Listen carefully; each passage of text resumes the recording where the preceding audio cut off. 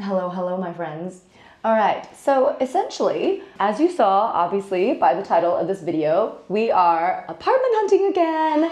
And for some reason, you clicked on this video. So that means that either you are just very curious about what Melbourne is like, or maybe you are apartment hunting in Melbourne, or maybe you are moving to Melbourne and wondering what the housing scene looks like. And so in this video, I'm going to take you along. And honestly, Melbourne is such a diverse city that you can live very different lives from somebody else, as all cities really are. People have very different lifestyles in Melbourne. There are different pockets of different vibes of people. There's different personality types, different scenes, you know what I mean? And for me, this is personal preference here, okay? I've lived in Melbourne for the past 12 years, all right? I have lived in minimum 10 different houses / apartments since I've moved here. And that is because, you know, I get bored quite easily. Every so often I'll just need to change it up a little bit. So I've lived across different suburbs. I will say I've only really ever lived in the eastern and Bay Area side of the CBD. I've never lived in the West. My husband used to live in the West. I have friends who live in the West. Lots of people are moving out to the West because there are cheaper houses and it's expanding. If you are moving to Melbourne, I will say that the cheaper, more affordable options are definitely out in the West. However, personally for me, that's not my vibe. I don't really like the West too much, just simply because I am more of a nature gal. I love the beach. Of course, they have parks and beaches in the West and stuff like that, but it's very industrial area. So in terms of lifestyle, I love the hustle and bustle. I do really love being close to cafes, to shops, to the Southbank and city area, simply because that is where I spend a majority of my time in terms of work, church, etc. And so for us, we will be primarily looking at apartments that are all within a 15 to 20 minute radius of Southbank / the CBD. For us, honestly, trying to actually save up to buy a home, so just because we can afford something more doesn't mean that we should. For us, we want to not spend a certain percentage of our income and salary on just flipping rent, because that money is disappearing into nowhere. We capped our budget at $500 per week maximum, around $2,000 to $2,100 per month. That is basically the average at this point in time for a nice one-bedroom apartment in terms of being in the inner city suburbs. We are on the way to a house inspection. We are currently house hunting again because it's just time for a fresh start, time for a change, you know. The house that we're currently living in is a little bit older, so we're kind of on the hunt for something a little bit more modern, a little bit more clean, like more neutral colors. We have a few inspections this week booked in. First one that we're gonna see today is actually in South Melbourne. Okay, so with Southbank / South Melbourne area, this is just south of the city. I used to live in this area. I have lived in this area for quite a number of years. It is very apartment, high rises, very loud. Southbank is lovely. You got the Yarra River, you've got like the Crown Promenade. It's also very close to Port Melbourne Beach and the whole entire beach stretch. However, there are some pockets of South Melbourne that are a little bit dangerous, a little bit unsafe. So you do have to be a little bit more careful, I will say. More towards the beach area, more towards the Albert Park area, that's a safe bet. You know, it's very quiet. It's very nice. It is getting very expensive, however. I used to live there during COVID. Rent was $400 a week for a 2-bedroom apartment because nobody was there. Now, for the same apartment, it would easily be $700 a week. And so rent has gotten very expensive lately. However, this is a newly renovated, older apartment. And so we decided to check it out. Here's the first impressions, is lots of natural light. It's got a very cute little kitchen. And guys, I love this open shelving concept right here. Can I just say, having a sink this tall is a flippin' dream. Dream. It's gas, stove and oven, really nice. And it has a private courtyard. Oh, just so flippin' cute. And a hose to water almond plants. Very well maintained, actually. Very nice.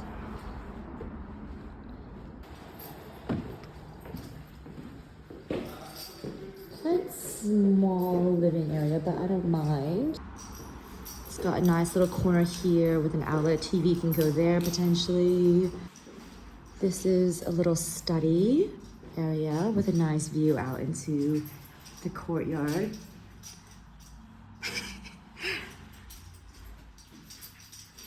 And then here is the main bedroom.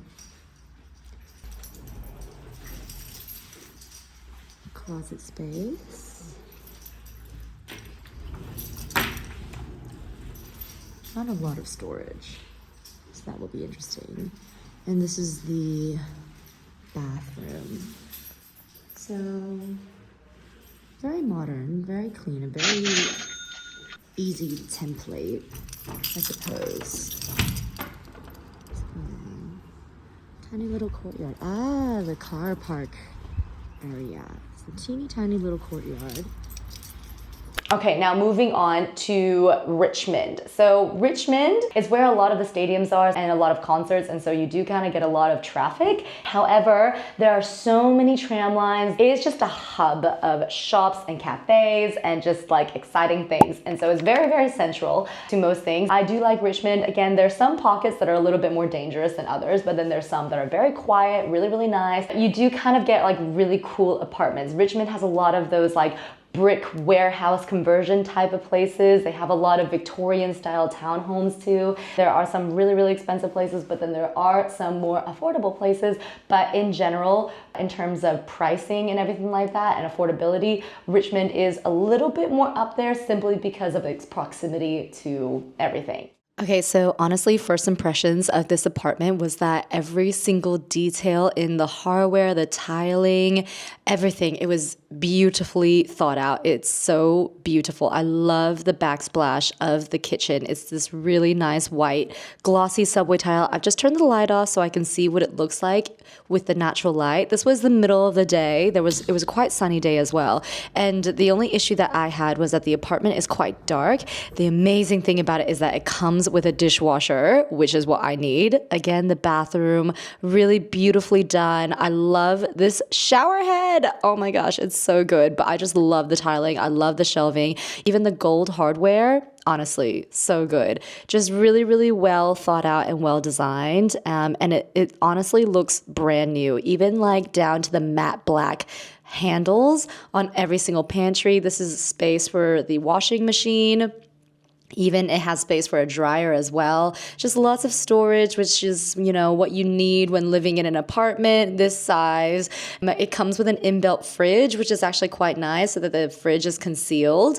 So yeah, you can see the subway tiling just in the corner right there. It just honestly stunning. I love a good gas stove as well. Definitely need that for cooking. Again, the gold hardware, really big sink, which is very, very rare to find in rental properties. So yeah, and the thing that I loved the most about this property was how big the closet space was. It had this really beautiful, almost like smoked glass. So you can't really see it, but it basically extends this entire wall.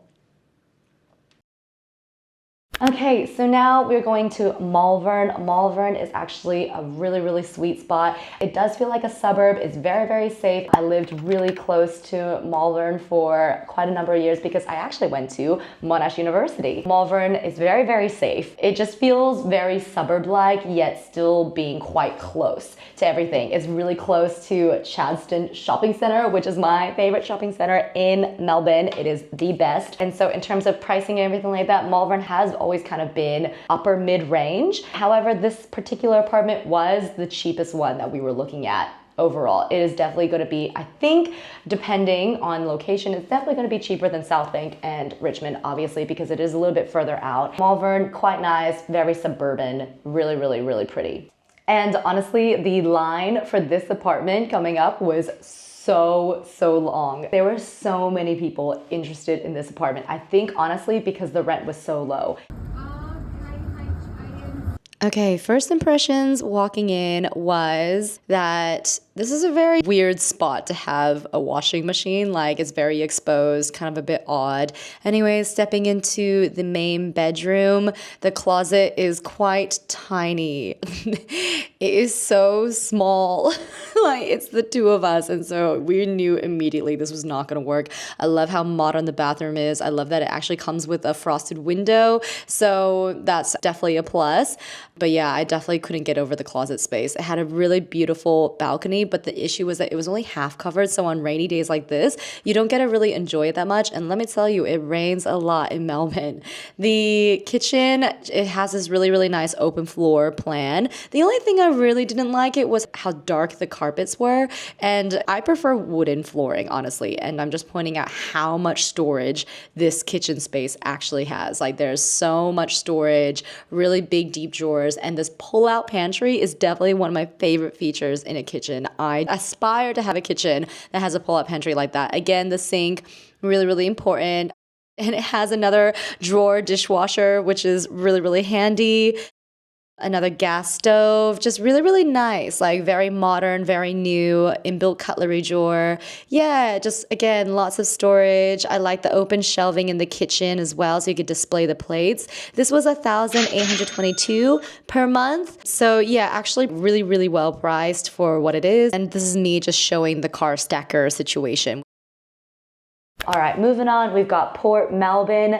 I mentioned it before, it's very close to Southbank, South Melbourne. It is along the beach. It is basically the start of the Bay Trail, which is the best running track in Melbourne. That is my personal opinion. It goes all the way down Bayside. It goes on for yonks.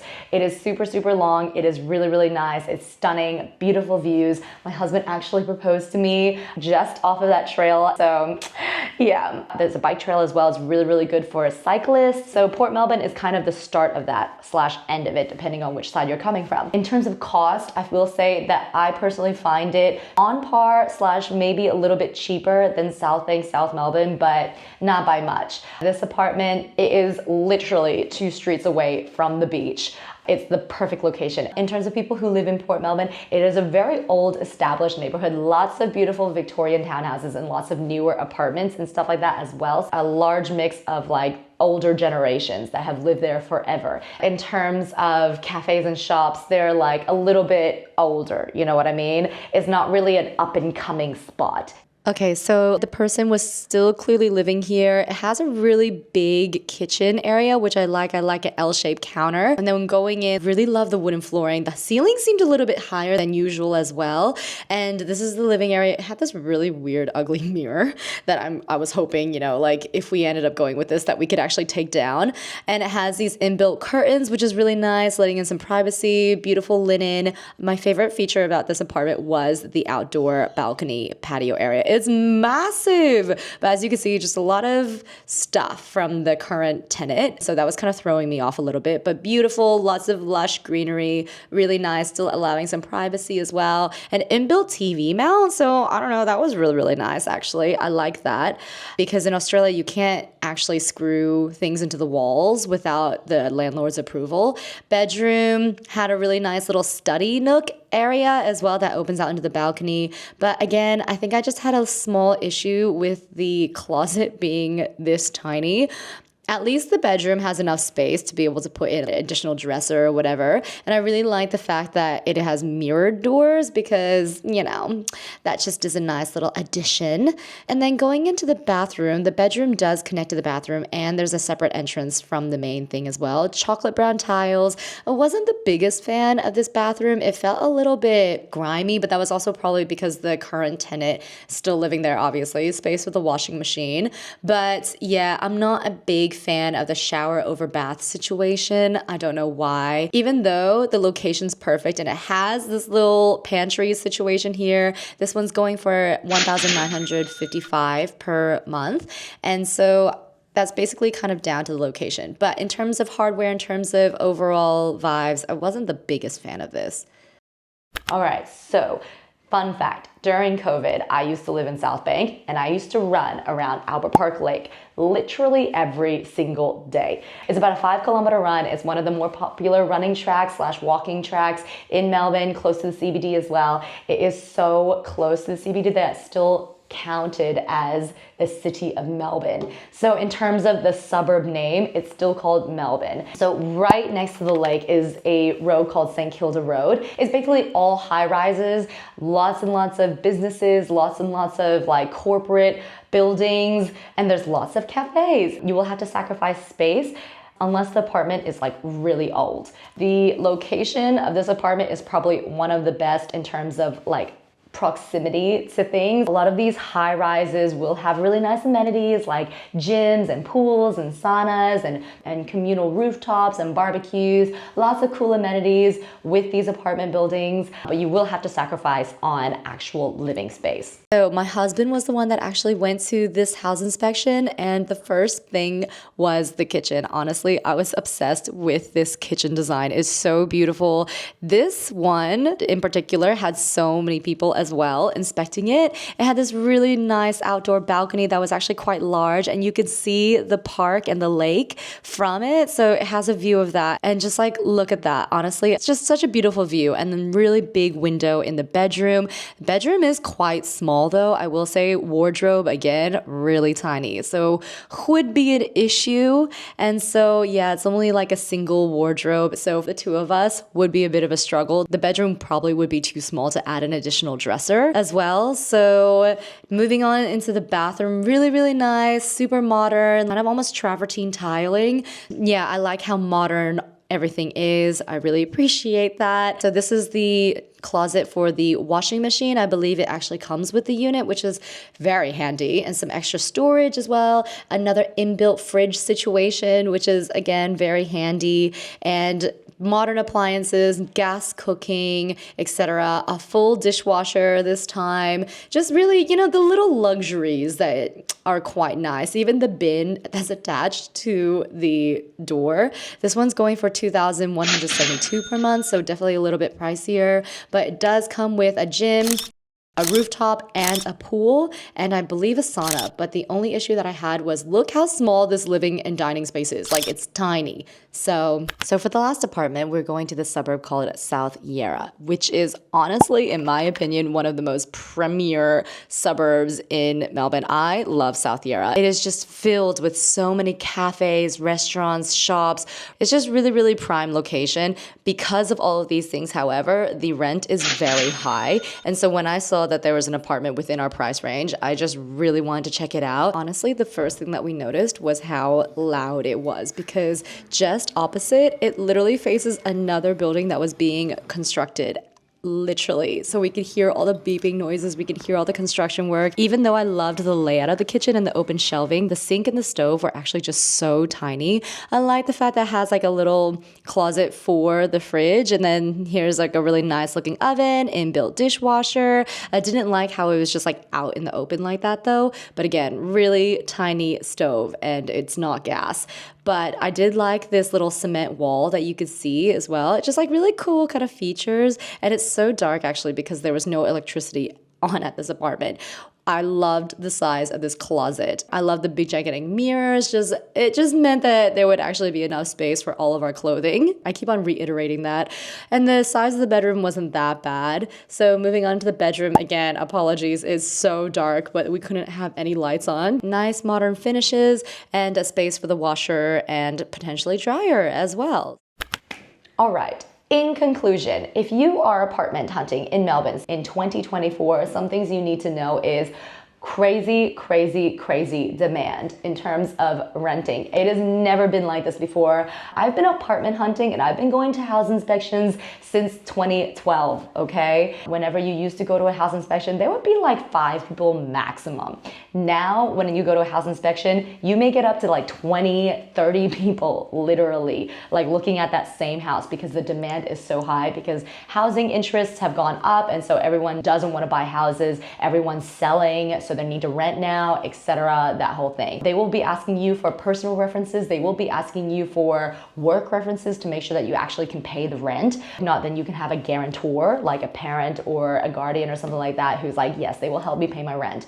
And you need to make sure that they are contactable, easy to reach contact, and you alert them to know, hey, a real estate agent is probably going to be trying to contact you to get a reference about me. Having that application ready to go. Pre-fill out the application as soon as you inspect the property. If you like it, boom, you click submit. It's ready to go. You're in before anyone else. If you're a real estate agent, correct me if I'm wrong, but I did hear that sometimes they get so many applications that they just literally pick the first couple and they just send it off to the owner for approval, and if the owner likes one of them, then it's good to go. They don't even look at the rest of them. I hope that you found this video helpful, and good luck with your apartment hunting.